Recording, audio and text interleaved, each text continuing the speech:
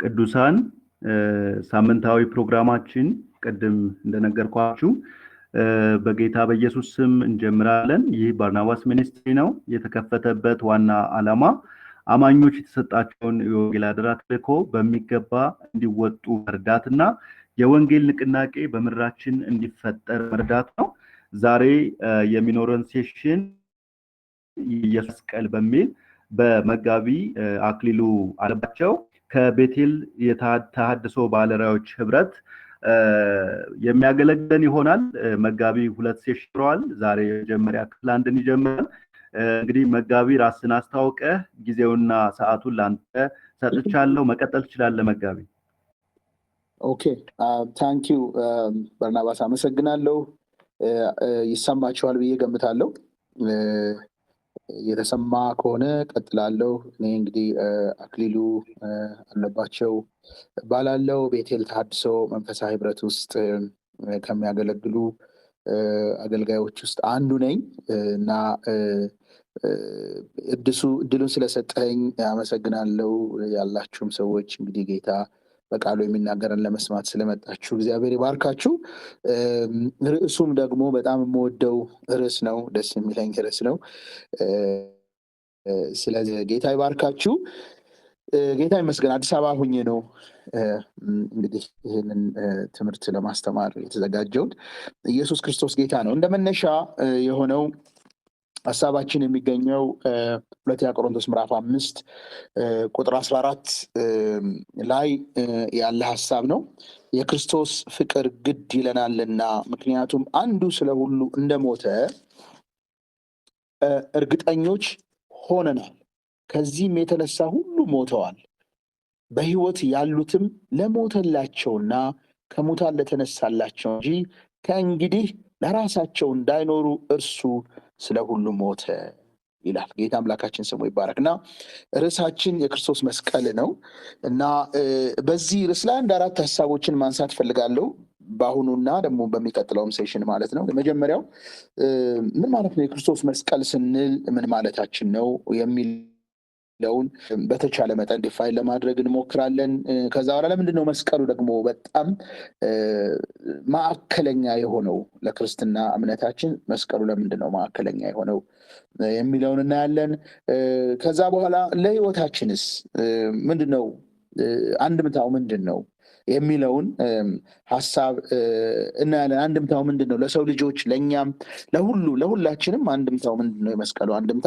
በተለይ 4ኛው ሐሳብ ግን የመጨረሻውን ማጠቃለልበት ለእኛ ለዳን ሰዎች፣ በተለይ ቅድም ወንድም በርናባስ ስትናገር ይሄ ሚኒስትሪ የተቋቋመው በክርስቶስ ኢየሱስ ወንጌል ላይ አማኞች የራሳቸውን ድርሻ እንዲወጡ ለማበረታታት ነው ብለሃል እና ስለዚህ ለዚህ ለወንጌል ስራ መስቀሉ የክርስቶስ መስቀል እንዴት ነው አንድምታ ያለው ለምንፈልገው ለወንጌል ስራ ወይም ደግሞ እንሰማራበት ስለምንፈልገው የወንጌል ስራ እሱ ላይ ነው እንግዲህ ማድረግ የምንፈልገው። ስለዚህ የመጀመሪያው ፖይንት ግን የክርስቶስ መስቀል ስንል ምንድን ነው የሚለውን ሐሳብ አነሳለሁ እና ብዙ ጊዜ በተለይ በኢትዮጵያውያን ካልቸር፣ በእኛ ካልቸር ውስጥ መስቀል እና ስቅለት ኦልሞስት የሆነ ምንድነው ኢንተርቼንጀብል ወይም ደግሞ ተቃይረው የሚነገሩ ነገሮች ናቸው። ከስቅለት ይልቅ የመስቀል በዓል አሁን ስቅለትን ከምናከብረው ይልቅ ሞር የመስቀል በዓል የደመቀ ነገር ነው እና መስቀል የክርስቶስ መስቀል ስንል ሪሊ የክርስቶስ መከራ ማለታችን ነው። ሪሊ የተሰቀለበት እንጨቱ ላይ ወይም ደግሞ ፊዚካል የሆነው ነገር ላይ ሳይሆን የክርስቶስ መስቀል ስንል የክርስቶስ መከራ ማለታችን ነው። ክርስቶስ የተቀበለው መከራ እኛንም ኢየሱስ መስቀላችሁን መከራ የሚደርስባችሁ መከራ ተሸክማችሁ ተከተሉኝ ማለት ነው። ስለዚህ መስቀል ሪሊ ምንድን ነው ካለን መከራ ነው፣ ሌላ ነገር የለውም። መስቀል ላይ ኢየሱስ ኦፍኮርስ የመከራውን ነገር ሁሉ የፈጸመው በመስቀል ላይ ተቸንክሮ ነው፣ በመስቀል ላይ ውሎ ነው። ግን ሞት ብቻ ሳይሆን ህመም ብቻ ሳይሆን ውርደትም ጭምር ነው የሚያመለክተው። እንዳውም ደግሞ በአይሁድ ሃይማኖት ወይም ደግሞ በብሉይ ኪዳን በመስቀል ላይ መሞት መረገም ነው ማለት ከአካባቢ የተለየ መርገም እንዳለበት የሚቆጠር ነገር ነው። ስለዚህ ሪሊ መስቀል ስንል መከራ ማለታችን ነው እና በባህላችን መስቀል ያው በተለይ ደግሞ በወጣንባት ቤተክርስቲያን ውስጥ ካህናት ወይም ቄሶች መስቀል ይዘው ስለሚዞሩ መስቀል ሲባል ቶሎ ብሎ የሚሄደው እንጨቱ ላይ ወይም ደግሞ እዛ ሲምቦሉ ላይ ነው። ሪሊ ግን መስቀል ስንል መከራ ማለታችን ነው። ኢየሱስ የተቀበለው መከራ ማለት ነው። ጌታ አምላካችን ስሙ ይባረክ። ስለዚህ አሁን የመስቀል ከበር እንጨቱ የተገኘበት ምናምን ነው። የስቅለት ባህል ሲከበር የተወሰነ ደረጃ እንደው ያዝባል። የክርስቶስ መስቀል ስንል የክርስቶስ መስቀል ስንል የክርስቶስ ሕመም የክርስቶስ መከራ ማለታችን ነው እና ለምንድን ነው ግን ደግሞ ሁለተኛውን ፖይንት ለመመለስ ለምንድን ነው ግን መስቀል ሴንትራል የሆነው መስቀል ዋና ነገር የሆነው ለደህንነታችን ዋና ነገር የሆነው? ለምሳሌ እንግዲህ እንደምታውቁት እግዚአብሔር ልጁን ሲልክ ይቅርታ ሊያረግልን ምሕረት ሊያረግልን አይደል? የሰው ልጅ ከአዳምና ሔዋን ጀምሮ በደለ፣ ከእግዚአብሔር ተጣላ፣ ከእግዚአብሔር መንግስት ወጣ፣ ከእግዚአብሔር ጋር ተለያየ። ስለዚህ ክርስቶስ ኢየሱስ ወደ ምድር የመጣው ሊያስታርቀን ነው። ስለዚህ መስቀል እርቅ ነው፣ ከእግዚአብሔር ጋር እርቅ ነው። ወደ እግዚአብሔር ሊያቀርበን ነው። ወይም ደግሞ የበደላችንን ዋጋ ለእኛ ያለውን ነገር ሊከፍል ፈልጎ ነው መስቀል እንላለን እና ብዙ ጊዜ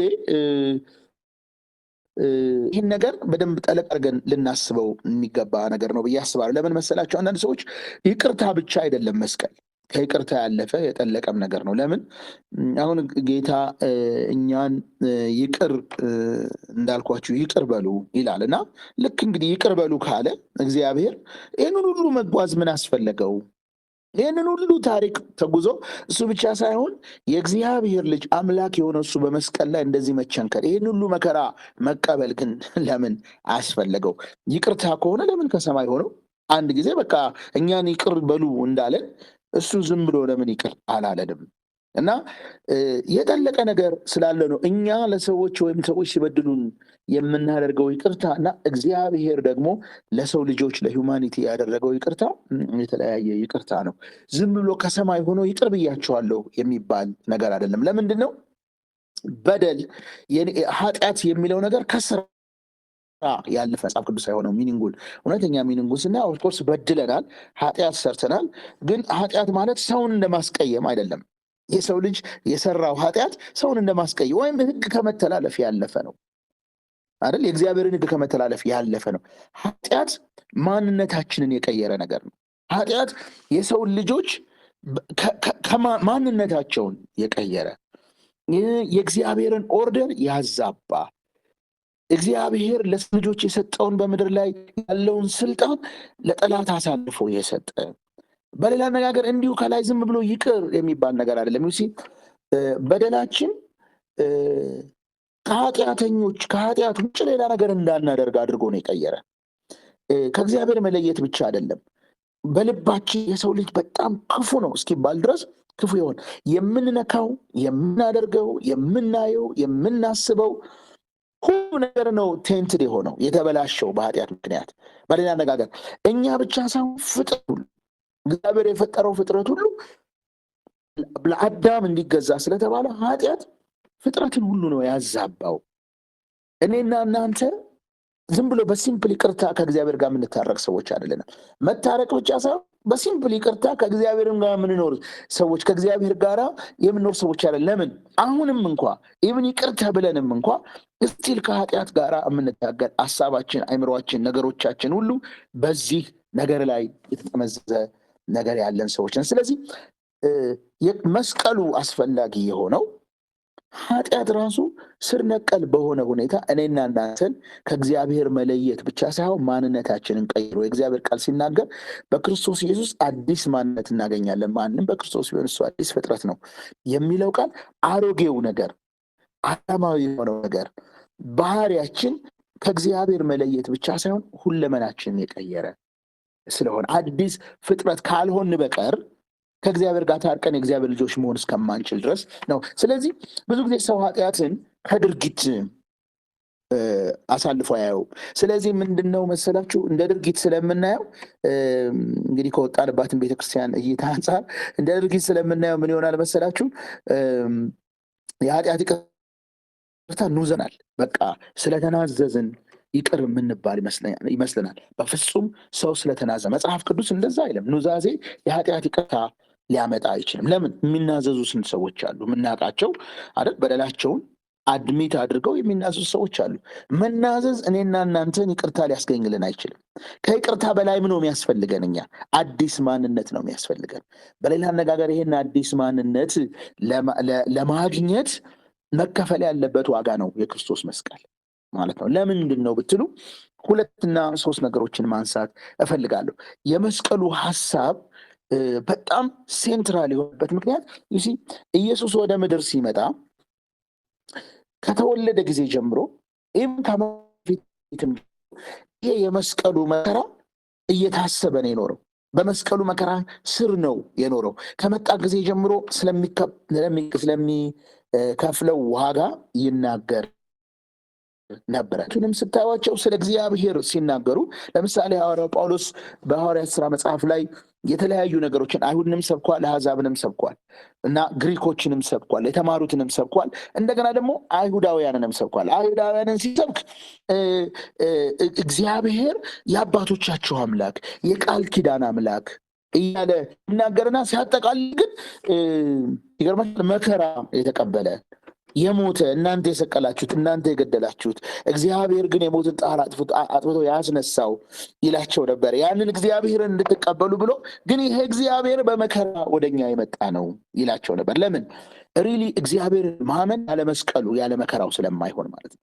ለግሪክ ሰዎችም ለምሳሌ በአቴንስ ሆኖ ሲናገር ለተማሩ ሰዎች እግዚአብሔርን እንደ ሁሉ ነገር ፈጣሪ አድርጎ ያቀርብና ቀጥሎ ግን ምንድን ነው ለሁላችን ኃጢአት የሞተ ብሎ ይናገራል። በዚህ ጊዜ ይገርማቸዋል ለአይሁድም ማሰናከያ ይሆናል መስቀል። እነዚህ ደግሞ ለአሕዛብ ለተማሩ ሰዎች ደግሞ ሞኝነት ይሆናል። ለምን? ማንም አምላኬን ተቀበሉ ይሄ አምላኬ ደግሞ ሞቷል አይልም። በቃ ለምሳሌ አንዱ እንዳውም ክርስትና በምድር ላይ ከሌሎች ሃይማኖቶች ሁሉ እውነተኛ የሆነ እምነት እንደሆነ የሚታወቀው ለምን መሰላችሁ? ሁሉም የሃይማኖቱን መስራቾች በትልቅ ነገር ውስጥ ነው የሚያስቀምጠው። በቃ ክብራቸውን ያደረጉትን ነገር ነው የሚናገረው። ክርስትና ብቻ ነው የሃይማኖቱ መስራቹ ተጠቅሟል፣ ሰዎች ለውታል ብሎ የሚያነሳው። ለምንድን ነው? ይገርማቸዋል።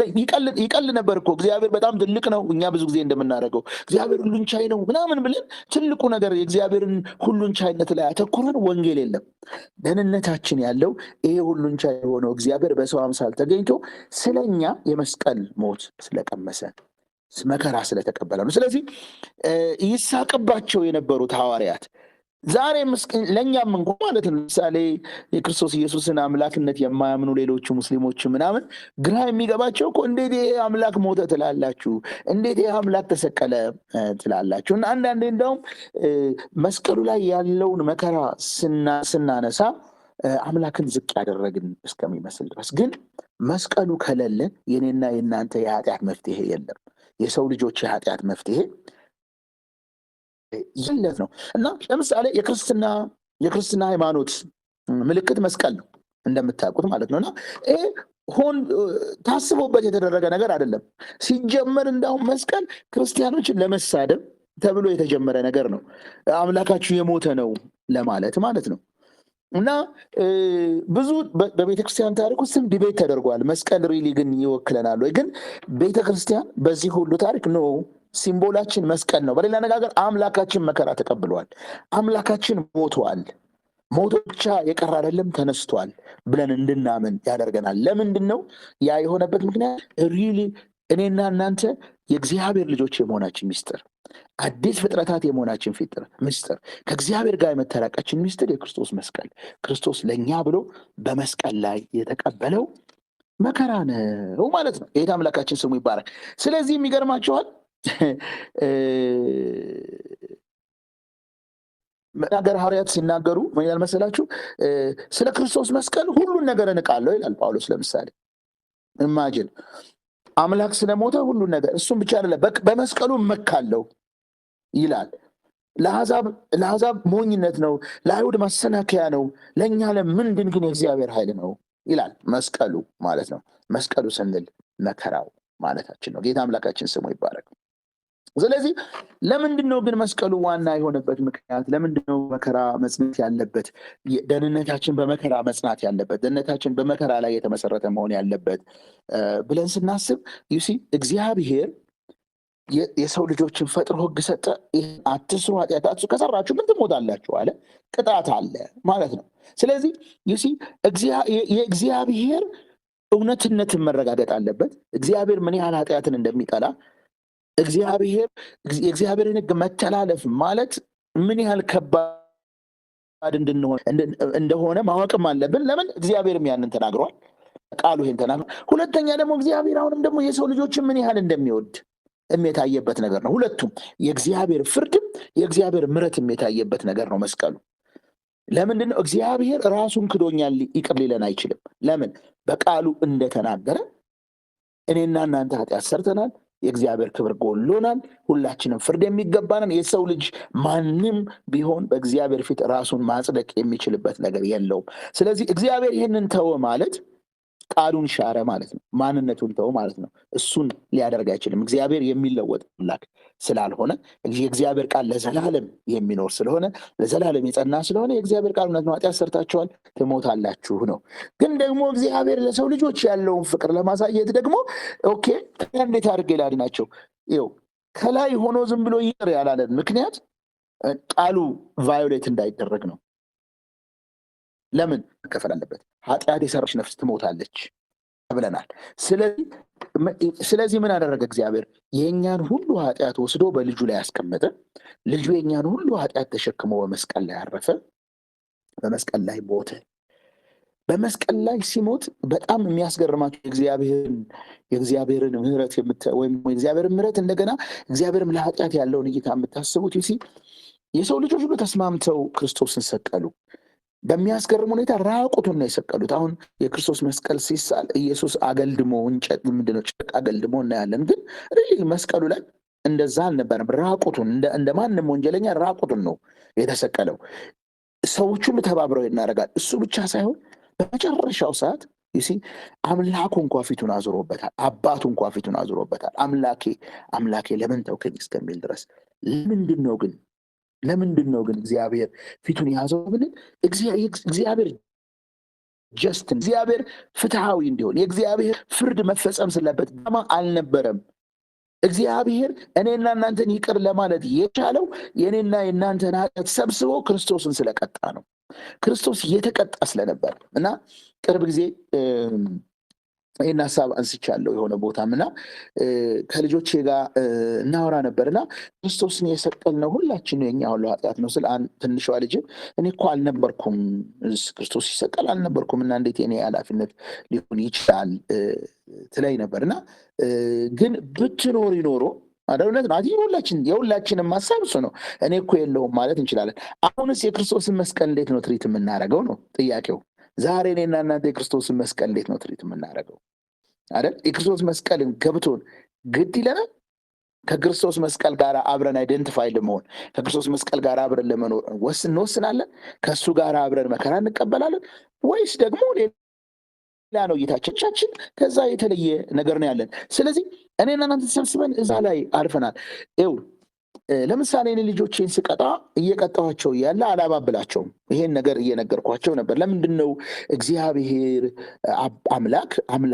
አምላክ በኢየሱስ ላይ ፊቱን ያዞረው? ለምንድን ነው ተውከኝ ያለው ከተባለ እግዚአብሔር እየቀጣው ስለነበረ ነው። የእኛን ኃጢአት አይቶ እግዚአብሔር እኛን ወክሎ እየቀጣው ስለነበረ ነው። እኔ እናንተን ስቀጣችሁ እየቀጣኋችሁ ላባብላችሁ አልችልም። በምቀጣችሁ ጊዜ ምንም ያህል ወዳችሁ ግን ላጠፋችሁ ጥፋት ዋጋ መክፈል ስላለባችሁ ላጠፋችሁ ጥፋት ኮንሲኩዌንሱን መቀበል ስላለባችሁ በዛ ሰዓት ላባብላችሁ አልችልም። እና እንደምጠላችሁም ልታስቡ ትችላላችሁ። ነገር ግን ስለምጠላችሁ ሳይሆን እግዚአብሔርም ከልጁ ከኢየሱስ ፊቱን ያወረበት ምክንያት የኔና የእናንተን ኃጢአት በክርስቶስ አድርጎ እየቀጣ ስለነበረ ነው። ለአንዴና ለመጨረሻ የሁላችንንም በደል እንደምታውቁት ሁላችንም በየራሳችን በደል መሞት የሚገባን ሰዎች ነን። ነገር ግን አልሞትንም።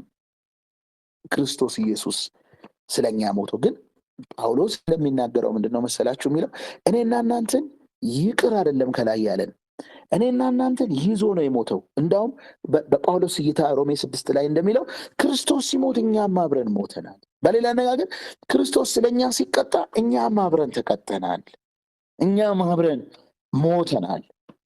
ከዛ ነው እንግዲህ ክርስቶስ ከሙታን ሲነሳ እኛም አብረን ተነስተናል። አሁን ተመልሰን የሲኦል ፍርድ የለብንም በክርስቶስ ኢየሱስ ላሉ አሁን ኩነኔ የለባቸውም የተባለው ለምንድን ነው ብለን ከጠየቅን አንድ ጊዜ ስለሞትን ነው። ከክርስቶስ ጋር አብረን በመስቀሉ ሞተናል። ስናምን ከክርስቶስ ጋር አብረን ሞተናል። ስለዚህ በሌላ አነጋገር ለኃጢአታችን ከፍለናል ማለት ነው። በእምነት ከሱ ጋር ሆነን ለኃጢአታችን ዋጋ አብረን ከፍለናል። ሰው በክርስቶስ ኢየሱስ አምኖ ይድናል ስንል ከክርስቶስ ጋር አብሮ አይደንቲፋይ አድርጎ እኔ ክርስቶስ ሲሞት እኔ ሞቻለሁ፣ ለኃጢአቴ ዋጋ ተከፍሏል፣ እኔም አብሬ ከፍያለሁ። ስለዚህ እሱ ሲሞት ሞቼ እሱ ሲነሳ ተነስቻለሁ።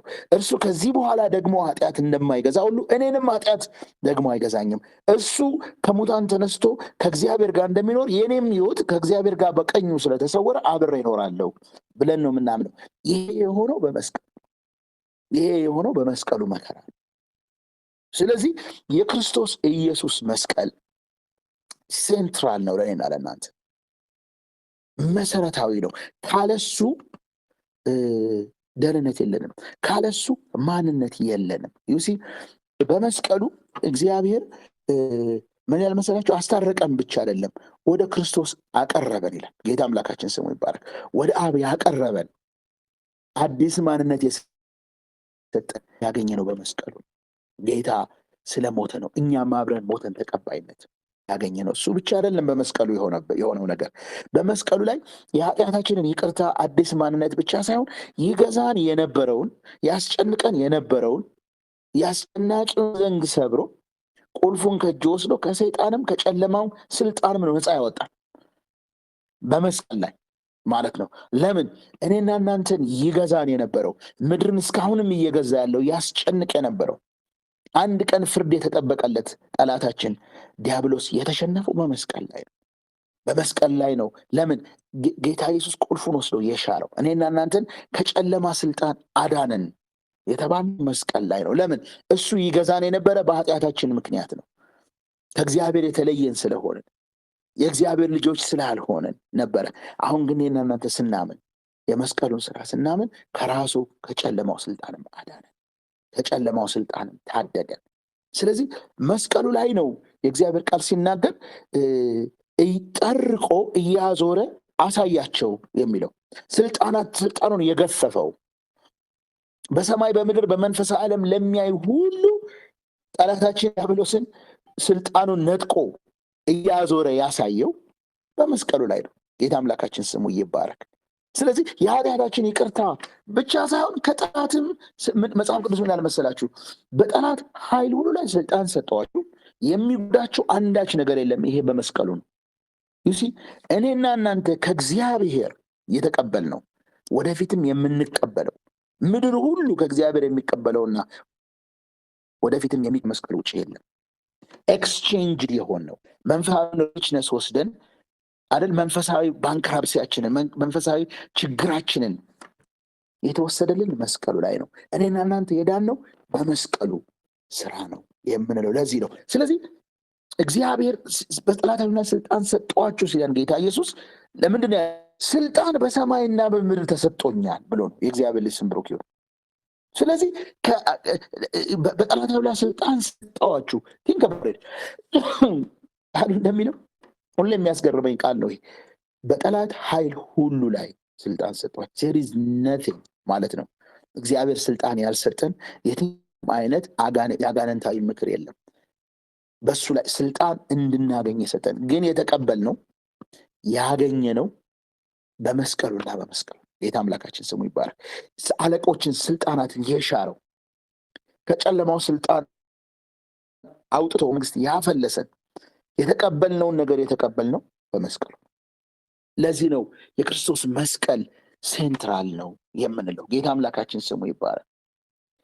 ዋና ነገር ነው። ከክርስቶስ መስቀል ውጭ እኛ የተቀበልነው ነገር የለም። ወደፊትም የምንቀበለው ዓለም ቢሆን ከክርስቶስ መስቀል ውጭ ሊቀበለው የሚችለው መንፈሳዊ በረከት፣ መንፈሳዊ ሪኮግኒሽን የለም። የክርስቶስ መስቀል ዋናው ለምንድን ነው? የክርስቶስ መስቀል ስለ የክርስቶስ መከራ ነው።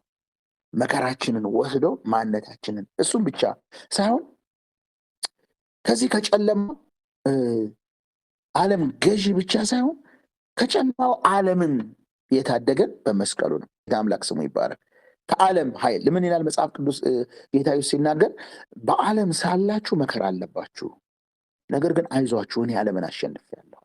ዓለምን ያሸነፈው ለአንዴና ለመጨረሻ ጊዜ ጌታ ኢየሱስ በመስቀሉ ላይ ነው። እኔና እናንተ አይዟችሁ ዓለምን አሸንፌአለሁ የተባልነው በመስቀሉ ላይ ነው። የእግዚአብሔር ልጅ ስም ብሩክ ይሁን።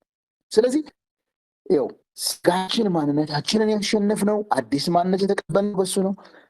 ከመንፈሳዊ ጠላታችን ከጠላት ዲያብሎስ ያመለጥነው በመስቀሉ ነው። እሱም ብቻ ሳይሆን በዓለምም ካለው ክፋት ከሲስተም ሁሉ ያመለጥነው በመስቀሉ ነው። የእግዚአብሔር ልጅ ስም ብሩክ ይሁን። በመስቀሉ ነው ጥልን የገደለው። በመስቀሉ ነው ኃጢአታችን የገደለው። በመስቀሉ ነው ጠላታችንን ያዋረደው። ስለዚህ የክርስቶስ መስቀል ስናስብ፣ የክርስቶስን መስቀል የክርስቶስን መከራ ስናስብ ይህንን ማሰባችን የእግዚአብሔር ልጅ ስም ብሩክ ይሁን። በክርስቶስ መስቀል ስናምን ይህንን መቀበላችን ነው ማለት ነው። ክብር ለኢየሱስ ይሁን። ስለዚህ ጌታ ኢየሱስ ለእኔና ለእናንተ ከመስቀሉ ውጭ ሌላ ነገር የለንም ማለት ነው። ጌታ አምላካችን ስሙ ይባረክ። ስለዚህ ነው ይገርማቸዋል መስቀሉን የረሱ መስቀሉን የረሳ ክርስትና፣ መስቀሉን ወደ ጎን ያደረገ ክርስትና፣ መስቀሉን የዘነጋ ክርስትና ለምንም ነገር የማይሆን የእግዚአብሔር ልጅ ስም ብሩክ ይሁን። ዛሬ በቤተ ክርስቲያን ውስጥ ያሉ አንዳንድ ነገሮችን ስናያቸው መስቀል የነካቸው አይመስሉም። መከራ የነካቸው አይመስሉም። ክርስቶስ ተከብሮ ያለፈ ይመስል፣ ክርስቶስ አይደል ነግሶ ያለፈ ይመስል፣ ክርስቶስ ተመችቶት ያለፈ ይመስል አይደል። መጽሐፍ ቅዱስ ሲናገር ምን የሚለው ደቀ መዝሙሩ እንደ መምህሩ ከሆነ ይበልጠዋል ይላል። ይበቃዋል። የእግዚአብሔር ልጅ ስም ብሩክ ይሁን። አንድ ሰው አንድ ጊዜ አውሮፓ ውስጥ በዓለም ላይ የሚሽን ስራ በመስራት እንትን ያደርጋል። ሽልማት አለ በየአመቱ ይገርማቸዋል። ኢትዮጵያ ውስጥ መጀመሩ የሚቀር አይመስለኝም እሱ። እና ምንድነው ባህል ላይ በጣም በሚሽን ስራ ትላልቅ ኮንትሪቢሽን ያደረጉ ሰዎችን አብያተ ክርስቲያናት ተሰብስበው ሪኮግናይዝ ያደርጋሉ። እና አንድ ሰው አንድ አመት ላይ በተለይ ባልተደረሱ በሚባሉ አካባቢዎች ላይ ከወንጌል አንጻር ስለከፈለው ዋጋ ሪኮግኒሽን ሊሰጠው፣ ዋንጫ ሊሰጠው፣ ምስጋና ሊደረገው ትልቅ ፕሮግራም ተደርጎ በቃ ትልቅ አዳራሽ ግርግር ተብሎ አላወቀም እንደሚሰጠው። እሱ ዝም ብሎ ፓርቲስፔት እያደረገ ነው። ስለዚህ የዚህ አመት ተሸላሚ ተብሎ ስሙ ተጠራ እና ወደ መድረክ ና እና ሽልማትን ውሰድ ተባለና ከዛ ሲሄድ በግድ ሄደው እና ወደ መድረክ ሲሄድ ብዙ ደስ አይለው ነው ሄደውና ሰው ምን ይላል እያለ እየጠበቀው ነውና መድረክ ላይ ሄዶ ሽልማቱን ተቀበለና ሰው ሁሉ እየጠበቀው ነው። እሱ ምን ንግግር ያደርጋል ተብሎ ሲታሰብ ቀና ብሎ ሲያ ያለቅሳል ሰውየው። እና ሰው ሁሉ በደንግጦ ጸጥ ብሎ ሲሰማው እውነት ነው የሚሽን ስራ ሰርቻለሁ አይደል፣ ዋጋ ከፍያለሁ። ግን ይገርማችኋል ይሄንን በማድረጉ ከ2000 ዘመን በፊት ጌታን ሰቀሉታል። ምን አድርጌ ነው ይሄንን በመስራቴ ነው የተሸለምኩት? ይሄንን ሰዎችን ለማዳን በመምጣቱ ክርስቶስ ተሰቅሏል አይደል? እኔን ግን ሸለሙኝ። ይሲ ምንድነው ነጥቡ መሰላችሁ? አንድ ጊዜ እንረሳለን በክርስቶስ መስቀል። የክርስቶስ መስቀል በተለይ የዘመኑ ክርስትና ከምድር ጋር የተጣበቀ ክርስትና አይደል? መስቀል የሌለው ክርስትና። በተቻለ መጠን ጸሎታችንም ኮንፈረንሶቻችንም ምናምኖቻችንም ሰዎች መከራን አቮይድ እንዲያደርጉ ነው። መከራ እንዳይደርስባቸው ነው። እኛም ስንጸልይ መከራ እንዳይደርስብን ነው። ሰዎችንም ስንመክር መከራ እንዳይደርስባቸው ነው አይደል? ኢቭን ኮንፈረንሶቻችን እኮ ከመከራ ታመልጣላችሁ ነው። የእግዚአብሔር ልጅ ስም ብሩክ ይሁን። ነገር ግን ወገኖቼ የኔና የእናንተ ደህንነት የተሰራው በመከራ ነው። ኢየሱስ ክርስቶስ ጌታ ነው። መስቀሉ የሚያሳየን መከራ ነው። ሁልጊዜም እኔና እናንተ ከዓለምም ከሰይጣንም ከራሳችንም ስጋ ጋራ የምንታገል እነዚህ ሶስቱም እኔና እናንተ ሊያሸንፉ የሚፈልጉ እነዚህን ለማሸነፍ ደግሞ እንዳዳነን ጌታ መስቀላችንን ተሸክመን የምንመላለስ ክርስቲያኖች ነን። የተለያየ ነው። ኦፍኮርስ ክርስቶስ ኢየሱስ እንደተሰቀለኛ ላንሰቀል እንችላለን። ክርስቶስ ኢየሱስ እንደተደበደበኛ መደብደብ ላይኖር መስታስርብን ይችላል። ክርስቶስ ኢየሱስ ምናልባት እንደ ተራበኛ መራብ ላይኖርብን ይችላል። ነገር ግን ክርስትናችን ከነዚህ ነገሮች ጋር ሁሉ እየታገልን የራሳችንን መስቀል የራሳችንን መከራ ይዘን የምንሄድበት ነገር ነው። ሴንትራል ነው መስቀሉ የምንለው ለዚያ ነው። ስለ ወንጌል ጌታን ስለመታዘዝ ብለን የምንቀበላቸው መከራዎች አክሊሎቻችን ናቸው። ኢየሱስን ያስመስሉናል። ኢየሱስ ራሱ ሲናገር እኔን እንደዚህ ብለውኝ ከሆነ እናንተን ደግሞ እንደዚህ ይለዋቸዋል። እኔን ቢቀበሉኝ ነው እናንተን የሚቀበሏቸው። ግን ዓለም እሱን ሳይቀበል እኛን እንዴት ይቀበለናል? ዓለም ለእሱ ሳይመች ለእኛ እንዴት ይመቻል? ጌታ አምላካችን ስሙ ይባረክ። እውነት ነው። መጽሐፍ ቅዱስ ሲናገር እኮ የጻድቃን መከራቸው ብዙ ነው፣ እግዚአብሔር ግን ከሁሉ ያድናቸዋል ይላል። እግዚአብሔር ያድናቸዋል ነው የሚለው እንጂ ራሳቸውን ያድናሉ አይልም። እግዚአብሔር ከሁሉም ያድነናል፣ አድኖናል፣ አይተናል። ጌታ አምላካችን ስሙ ይባረክ። ነገር ግን እግዚአብሔር ነው የሚያድንን፣ ራሳችንን የምናድን ሰዎች አይደለም። ኢየሱስ ለዛ ነው ማንም ወደ እኔ የሚመጣ ቢሆን መስቀሉን ተሸክሞ ይከተለኛል። የእግዚአብሔር ልጅ ስም ብሩክ ይሁን። የክርስቶስ መሆን የሚቻለው መስቀልን ተሸክሞ ነው። የራስን መስቀል ተሸክሞ ነው። ወንድሞቼና እህቶቼ በዚህ ጊዜ እየታገላችሁበት ያለው ነገር ምንድን ነው? በዚህ ጊዜ በቅርብ ቀን ስለ መከራ ስንነጋገር ሰው በራሱ ስህተት ወይም ደግሞ በሆነ ነገር ሆኖ የሚከፍለው ግን ዋጋ መስቀል ይባላል ወይ ወይስ ደግሞ ስለ ወንጌል ተብሎ የሚከፈል ነገር ነው የሚል ጥያቄ የነበረ አንድ ጊዜ እና በእኔ እይታ በመጽሐፍ ቅዱስም እይታ ባይዘው ወይ ማለት ነው ስለ ወንጌል ብለን የምንከፍለው ሳይሆን ጌታን ለመታዘዝ ብለን በምንወስደው እርምጃ ወደኛ የሚመጣ ሁሉም ነገር መስቀላችን ነው። ጌታ አምላክ ስሙ ይባረክ። ጌታን ለማስከበር ብለን ሊሆን ይችላል። ደስ በማያሰኝ ነገር ውስጥ ማለፍ ሊሆን ይችላል። ጌታን መምረጥ ሊሆን ይችላል። ከምቾት ጌታን መርጠን ካደረግ ይሄ ለክርስቶስ ኢየሱስ ብለን የምንከፍለው መከራ ነው። ስለ ጌታ ብለን የምንተዋቸው የአንዳንዱ ነገሮች የሚደርሱብን ነገሮች ሁሉ የክርስቶስ መስቀል ነው። ጌታ አምላካችን ስሙ ይባረክ። ይህ ከጌታ ጋር አይደንቲፋይ የምናደርገው። ስለዚህ ጳውሎስ ምን አለ መሰላችሁ በኤፌሶ መልእክት ላይ በፊልጵስዩስ መልእክት ላይ ጌታን ማወቅ እፈልጋለሁ አለ አይደል? እሱን ከማወቅ ነገር አንጻር ይሄ ለእኔ የሚጠቅመኝን ነገር እንደ ከንቱ እንደ ጉድፍ እንደ ጥራጊ ቆጥሬ ያለው ይልና ግን ጌታ እንደገና ሞር ማወቅ እፈልጋለሁ ብሎ በሞቱ እንኳ እንድመስለው እፈልጋለሁ ይላል። ይህ በሌላ አነጋገር ምንድን መሰላችሁ? ከጌታ ጋር በመስቀሉ አይደንቲፋይ ስንሆን አንድ ጊዜ በእምነት አይደል እሱ ሲሞት እኔም ሞቼ እሱ ሲነሳ እኔም ተነስቻለሁ ብለን ጌታ በመስቀል ላይ የሰራልንን ነገር አምነን መቀበላችን ማንነታችንን ቀይሮታል። ከሱ ጋር ለመኖር ከሱ ጋር ወደፊት ለመሄድ ስንፈልግም ከዚሁ የተለየ ነገር አይደለም። ክርስቶስን የምናውቀው በጥበት ውስጥ ስናልፍ ነው። ክርስቶስን የምናውቀው ትሩሊ የሚገባን ስለ ጌታ ብለን በመታዘዝ የራሳችንን መስቀል ተሸክመን ወደፊት ስንሄድ ነው ማለት ነው። ጌታ አምላካችን ስሙ ይባርክ። ስለዚህ መስቀል የኔና የእናንተ የምናፍርበት ነገር አይደለም። ዛሬ ይገርማችኋል፣ ሰዎች የሚያልፉበትን መከራ ይደብቃሉ። የምናልፍበትን መከራ እንሸሽጋለን እና የተደረገልንን ነገር ዋናውን ነገር አንዳንድ ጊዜ በጣም በሚያስገርም ሁኔታ በቤተክርስቲያን ውስጥ የተደረገላቸው ሰዎች ሲመሰክሩ ቅናት ያስነሳል። እኔ ብዙ ጊዜ ይሄን እላለሁኝ። እግዚአብሔር እንዲህ ያደረገልኝ ብሎ እግዚአብሔር ያደረገላቸውን ትላልቅ ነገር ይናገራሉ። ያለፉበትን ነገር ግን በመታመን ያለፉበትን፣ ግራ የተጋቡበትን፣ እንቅልፍ ያጡበትን፣ ከጌታ ጋር ተጣብቀው ያለፉበትን ነገር አያወሩ። የተቸገሩበትን ነገር ወገኖቼ፣ እኔና እናንተ በጎውን ነገር በማውራት መስቀሉን ክርስቶስን ልንገልጥ አንችልም። ጌታ አምላክ ስሙ ይባረክ። እሱም ብቻ ሳይሆን የምናልፍበትን ግልጽ አድርገን ነው።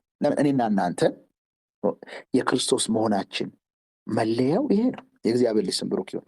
ጌታ አውጥቶኛል፣ ጌታ ረድቶኛል። ግን ጌታ እኔን ከመርዳቱ በፊት ያለፍኩበት ግን እንዲህ ቀላል ነገር አይደለም። ጌታን እጅግ አድርጌ አመሰግናለሁ። ስለዚህ በተደረገልን ነገር ሰዎችን ከምናስቀና አይደል፣ ባለፍናቸው ባሸነፍናቸው ኃጢአቶች ላይ ሰዎችን ከምናስቀና ግን የታገልንበትን ያለፍንበትን ፍራስትሬሽን እግዚአብሔር ግን ከዚህ እንዳወጣን ብናመልክ መስቀሉን እናመለክታለን። ለምን ዩሲ ጳውሎስ ምን አለ መሰላችሁ? እኔ ስደክም ያን ጊዜ ኃይለኛ ነኝ።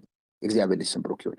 ለምን? የክርስቶስ መስቀል የእግዚአብሔር ኃይል፣ የጌታ መከራ ነው ኃይል ኖት እኔና እናንተን ከኃጢአታችንም ከራሳችንም ከዓለምም ከዲያብሎስም ነፃ ያወጣን የክርስቶስ ድካም ነው። በድካም መሰቃየቱ ነው። እኔና እናንተ ድካምን ሁል ጊዜ ሸሽተን አሁን በዘመናችን እንደሚደረገው ብርታታችንን ሁሉ እያወራን ክርስቶስን ልንገልጸው አንችልም። የእግዚአብሔር ልጅ ስም ብሩክ ይሁን። ምስክርነቶቻቸው አሁን ብዙ ጊዜ ለሰዎች እንመሰክር፣ እውነት ነው ወይ ትፈወሳለህ ወይ እንደዚህ ብለን ነው። እውነት ነው እኮ እግዚአብሔር በፈውስ ያመጣቸው ሰዎች አሉ። ወደፊት የሚፈውሳቸው ሰዎች ሊኖሩ እንደሚችሉ ገምታለሁ። በዛ ነገር ግን ይገርማቸዋል። በዛ የመጡ ሰዎች ብዙ ጊዜ ሁል ጊዜ ክርስቶስን የሚመዝኑት ከዛ አንጻር ብቻ ነው።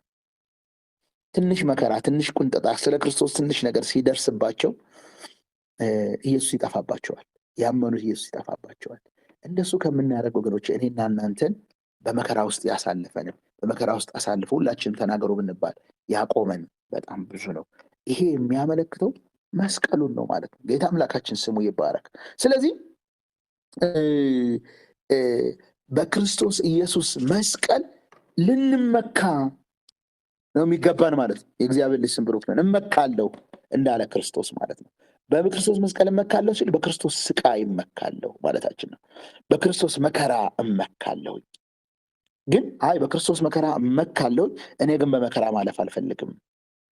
በክርስቶስ መስቀል እመካለሁ። አሁን ብዙ ጊዜ እኔ እናንተን እኮ እኛ የእግዚአብሔር ልጆች ከሆን እሱ ካለፈበት ውጭ በሌላ እንዴት ልናልፍ እንችላለን? እንዴት ልናልፍ እንሞክራለን? እሱ ባለፈበት ነው የምናልፈው አይደል?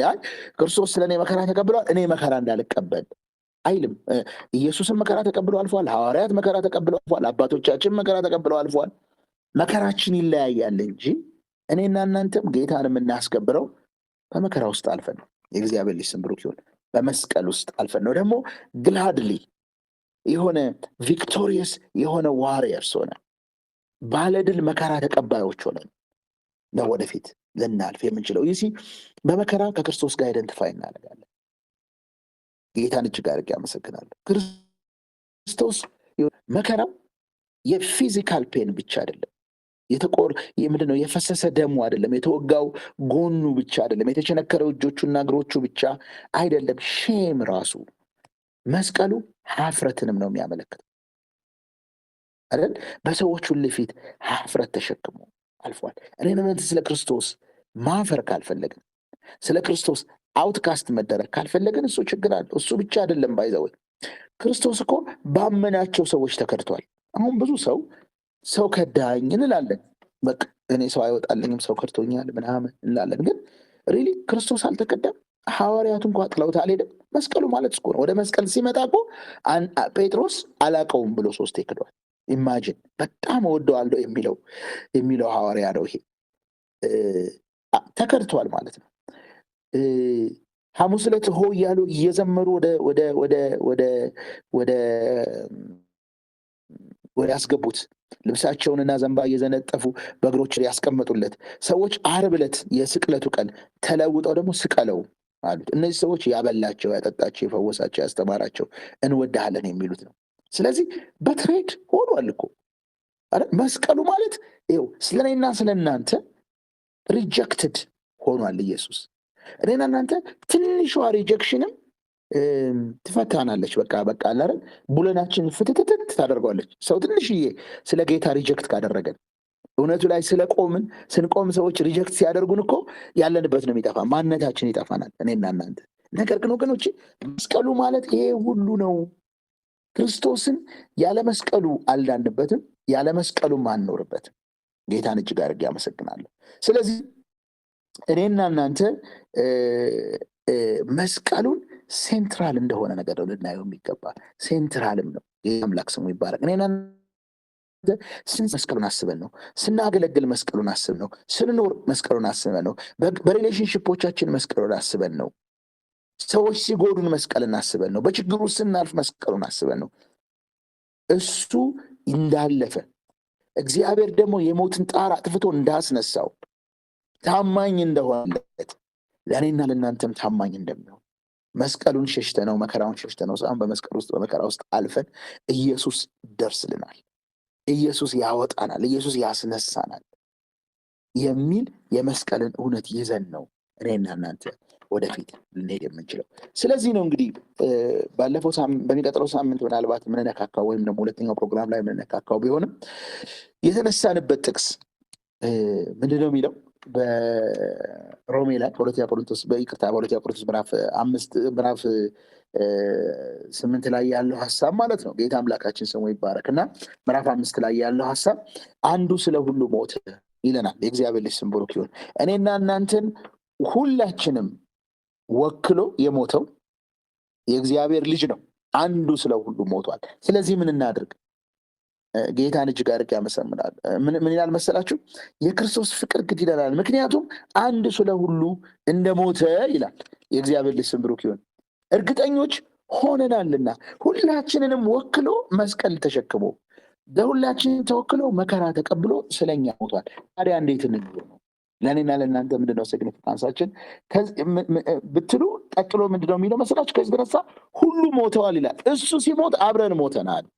ጌታን እጅግ አድርጌ አመሰግናለሁ።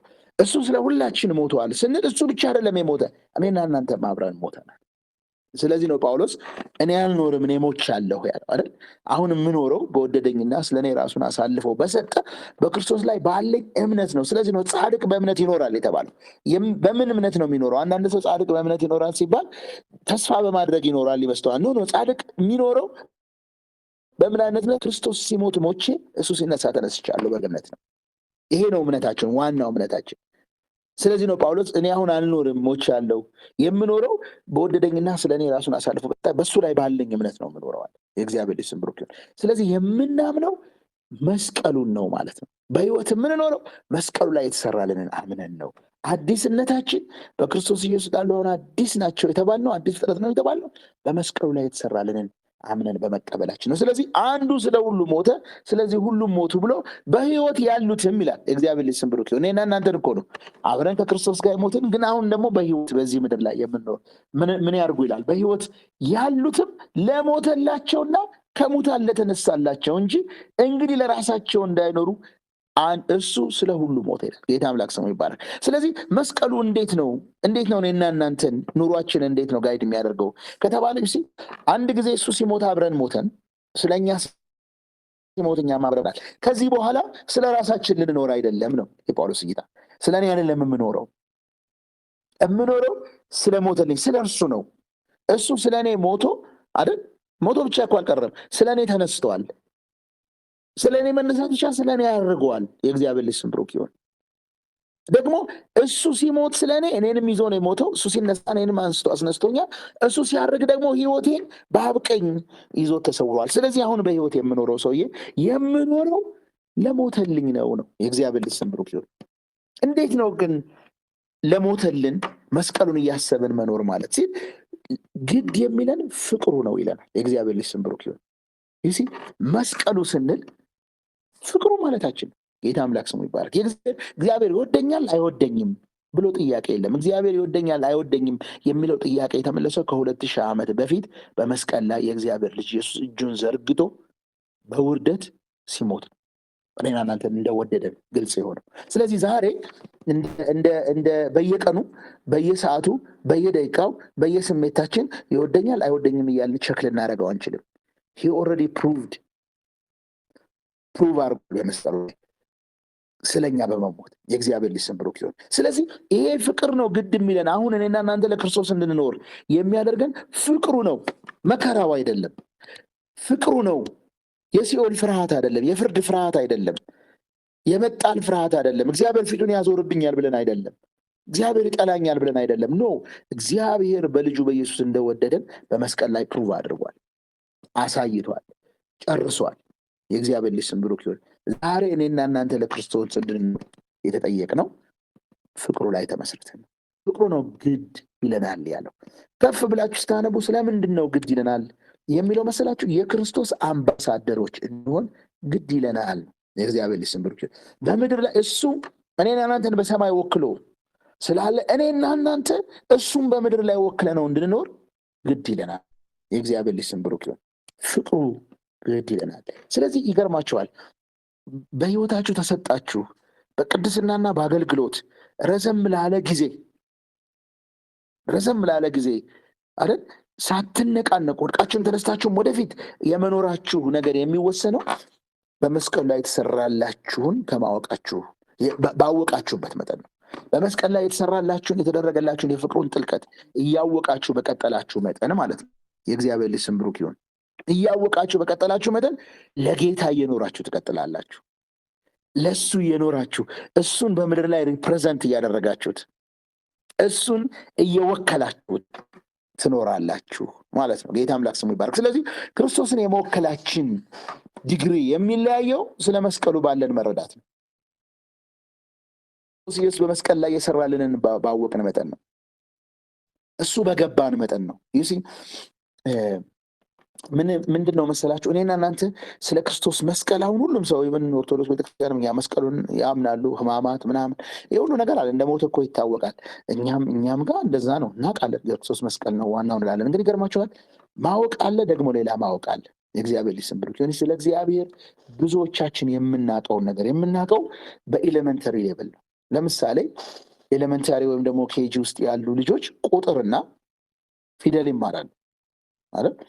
ቁጥርና ፊደል የሚጨርሱት ወይ አንደኛ ክፍል ነው ወይም ከአንደኛ ክፍል በፊት ነው። በቃ ቁጥርም ያውቃሉ፣ መደመር መቀነስ ያውቃሉ፣ ፊደልም ፊደል አውቀው ቃላቶችና ሴንቴንሶችን ማንበብ ይጀምራሉ። ከዛ በኋላ ያለው እስከ ፒኤችዲ ቢማር የሚማረው በእነዚህ ቁጥሮች ነው። ኤሌመንታሪ ላይ በተማራቸው ነው። የሚያነበውም ኤሌመንታሪ ላይ በተማራቸው ፊደሎች ነው።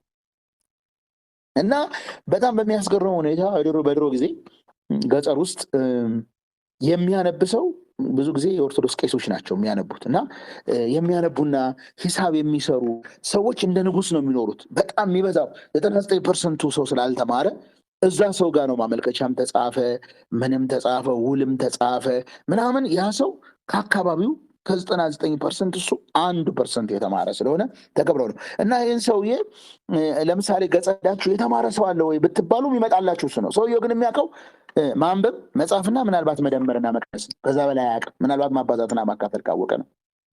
ሰውየውንም ሄዳችሁ በዛ ባለበት ሁኔታ ሰው ሁሉ የተማረ እንደሆነ እያሰበ ሄዳችሁ ተማር ብትሉት ይስቃል። ምን ያደርግልኛል ይላል። እኛ ድሮ ስንማር ሳይመንታኒየስ ኢኩዌሽን፣ ኳድራቲክ ኢኩዌሽን ምናምን ስንማር ከኛ ጋር የነበረ አንድ ልጅ ነበር እና ቀልደኛ ነው። እና እሱ ሚላኔ ቆይ ኳድራቲክ ኢኩዌሽን ምን ያደርግልኛል? ኳድራቲክ ኢኩዌሽን እኮ ሽንኩርት አልገዛም ይለን ነበረ። በቃ ዳት ሚንስ ተምሬያለሁ፣ አውቄያለሁ፣ የሚያስፈልገኝን ነገር ጨርሻለሁ። ወደ መንፈሳዊ ዓለም ስንመጣ ይገርማችኋል፣ ስለ መስቀሉ የምናውቀው ነገር ኤሌመንተሪ ሌቭል ላይ እንዳለ ሰው የምናውቀው ነው። ስለ ብዙ ነገሮች፣ ስለ ጸጋው የምናውቀው ነገር፣ ስለ ፍቅሩ የምናውቀው ነገር። ስለዚህ ነው ጳውሎስ ነው ከመታወቅ የሚያልፈውን ፍቅር እንድታውቁ ነው እምጸልይላችሁ ይላል። ጥንቀ ባወር እግዚአብሔር እንደወደደኝ እኮ አውቃለሁ ምንድን ነው አይደል ሲል ኖ የማታውቁት ነገር አለ ነው። ስለ ክርስቶስ መስቀልም ቢሆን የተደረገልንን ነገር ገና አውቀን አልጨረስንም። እንደኔ ግምት በሰማይም ገና አውቀ ነው የምንጨርስ አይመስለኝም። የክርስቶስን የፍቅሩን ጥልቀት በመስቀሉ ላይ ያደረገልንን የምህረቱን ብዛት ጌታ አምላካችን ስሙ ይባረክ አውቀን የምንጨርሰው ነገር አይመስልም። ስለዚህ ነው ጳውሎስ እኔ እንዳያስኩት አልቆጥርም እንዳወቅኩት አልቆጥርም የሚለው። ምኑን? በመስቀሉ ላይ የተደረገውን ስራ እግዚአብሔር ምን ያህል እንደወደደን፣ ምን ያህል ስለኛ ራሱን ልጁን አሳልፎ እንደሰጠ ማለት ነው። ስለዚህ እንደው እኔ የምመክራችሁ እስኪ የመስቀሉን ነገር ሪሰርች አድርጉት። መጽሐፍ ቅዱስ ላይ ጳውሎስ ምን ያህል ጊዜ ስለ ክርስቶስ መከራ እንዳነሳ በተለያየ መልክ አንስቶታል። ለምን? የእግዚአብሔር ቃል ሲናገር ምን ያህል መሰላችሁ? እንደ ዳያመንድ መልቲፋስድ የሆነ የተለያየ ከለር ያለው የተለያየ ገጽታ ያለው የተለያየ አንግል ያለው ነገር ነው የክርስቶስ መስቀል። የክርስቶስ ጸጋ፣ የክርስቶስ ፍቅር ስንል ይሄ ሁሉ ተጠቅልሎ ያለው መስቀሉ ላይ ነው። የእግዚአብሔር ልጅ ስም ብሩክ ይሁን። ይሲ የኔና እናንተ በሰላም መኖር፣ የኔና እናንተ በረፍት መኖር፣ የኔና እናንተ ዓለምንም ስጋችንንም ሰይጣንንም አሸንፈን መኖር፣ የኔና እናንተ በምድር ላይ ለክርስቶስ አምባሳደር ኢፌክቲቭ የሆኑ አምባሳደሮች ሆነን መኖራችን የሚለካው ስለ መስቀሉ ባለን እውቀት ነው። እግዚአብሔር ልጅ ስም ብሩክ። እንዴት ነው ግን የምናውቀው? አሁን ይሄ ምን ይመስላል የሚለው ምናልባት በሁለተኛው ክፍል ላይ ነው የምናየው። ግን አሁን እንደው ለማጠቃለል እንዴት ነው የምናውቀው? እኛ ወደ ጌታ እንደመጣን ድሮ የምንጸልየው ጸሎት ነበረ። እንግዲህ እኛ ድሮ እንለዋለን፣ ከኔ በፊት ወደ ጌታ የመጣችሁ ሰዎች እዚህ ውስጥ ትኖሩ እንደምትችሉ ገምታለሁ።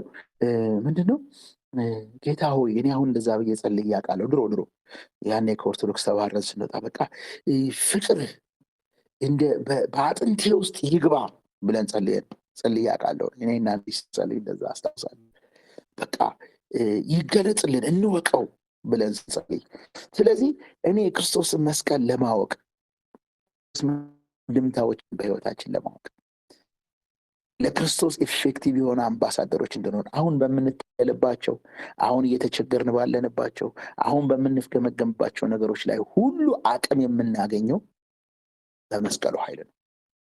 የመስቀሉ ኃይል ስንል ደግሞ ዝም ብሎ ከሰማይ እንደ መብረቅ የሚሆን ኃይል ማለት አይደለም። በመስቀሉ ላይ የተደረገልንን ነገር የማወቅ አቅም ማለት ነው። የእግዚአብሔር ልጅ ባወቅን መጠን ነፃነታችን በተገነዘብን መጠን ነው እንጂ የሆነ የመስቀሉ ኃይል ስንል የሆነ እንደ መንፈስ ቅዱስ ኃይል ወርዶ የሚያጥለቀልቅ ነገር አይደለም። ሪሊ እኔና እናንተ በእውቀት ነው የምንታደሰው፣ የመስቀሉን እውቀት። እሱ ደግሞ ይገርማቸዋል ከማንበብ ያለፈ ነው። የእግዚአብሔር ልጅ ስም ብሩክ ይሁን። ኢቭን የሰዎችን ስብከት ከመስማት ያለፈ ነው። ፐርሰናሊ ጌታ እንዲገልጽልን። ለዛ ነው ጳውሎስ ጸልያለሁ ያለው የመጥራቱ ተስፋ የክብሩ ባለጸግነት ምን እንደሆነ ማለት እንድታውቁ አይኖቻችሁ እንዲበሩ እጸልያለሁ። በአብ ፊት ደግሞ እንበረከካለሁ። ለምን? በውስጥ ሰውነታችሁን በእምነት እንድትጠነክሩ የሚያልፈውን የክርስቶስ ፍቅር እንድታውቁ። ይሲ ጳውሎስ ራሱን ብቻ ለሰዎችም የሚጸልየው ይህን በመስቀሉ ላይ የተሰራላቸውን እውነተኛ ነገር እንዲያውቁ ነበር ጸሎቱ የነበረው ማለት ነው። የእግዚአብሔር ልጅ ስም ብሩክ ይሁን።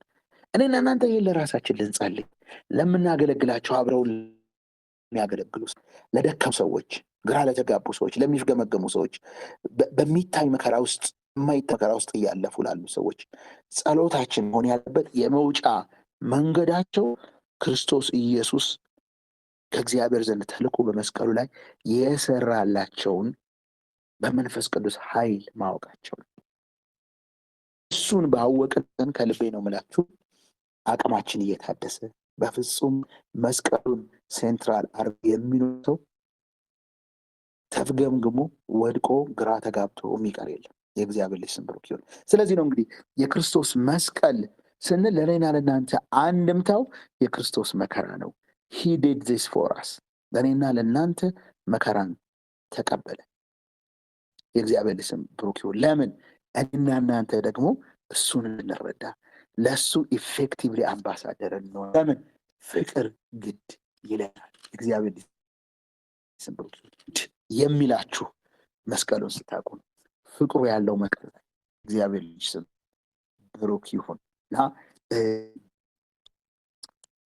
አንድ ሰው በጣም ይችን ቃል ነግሬ ይጨርሳለሁ። እና አንድ ኤቲስት የነበረ ሰው በብዙ ነገር ውስጥ ያለፈ ሰው ወደ ጌታ ያመጣበትን ታሪክ ሲናገር የበደሉት ሰዎች ነበሩ እና ጌታን ከተቀበለ በኋላ ጌታን ተቀብሎ ኤቲስት ነበረ። ከዛ በኋላ የበደሉ ሰዎች ያስባል እና ይቅር ለማለት ይቸገራል። ጌታ ደግሞ ያመጣቸዋል ወደፊት ያለ እና መጨረሻ ላይ ምን ሆነ? አንድ ቀን ማታ ላይ አልጋ ላይ ሆኜ እነዚህን ሰዎች ያለው እና ጌታ ሆይ እንደገና ሞር እንድጠላቸው ነው እንደ ወደፊት የምታመጣቸው አልኳል። እና ስተኛ አለ ተኝቼ በህልሜ እንደዚህ እንደ ራእይ ግልጽ ብሎ ያለው እና ኢየሱስን መስቀል ላይ ያዋለሁ። ኤግዛክትሊ ፍሬሽ እንደተሰቀለ ሆነ ስዕል ላይ እንዳለው ሳይሆን ደሙ ነጠብጣብ የተንጠባጠበ እየተሰቃየ እንደዚህ ሲላ ያለውና መጨረሻ ላይ ያንን ቃል ሰማዋል። የሚያደርጉትን አያውቁምና ይቅር በላቸው ቃል ሰማዋል። እና ተነስቼ ተንበረከኩና ለብዙ ሰዓታት አለቀስኩኛል። እና ዳት ፐርሰን ያ ሰው ለአንዴና ለመጨረሻ ጊዜ ሰዎችን ይቅር ለማለት ብቻ አይደለም ተለውጦ ቀር። የእግዚአብሔር ስም ብሩክ ይሁን። ያው ራእይ እንይ ብለን እንጸልይ ብቻ ሳይሆን ምለው ጌታ ግን የመስቀሉን ፍቅር እንዲገልጽልን ከመጸለይ እንጀምር። ጥሩ ነው። ኢየሱስ ክርስቶስ ጌታችን ነው። ጌታ ይባርካችሁ። ብጸልይ ደስ ይለኛል። ጥቂት ጊዜ እንጸልይ።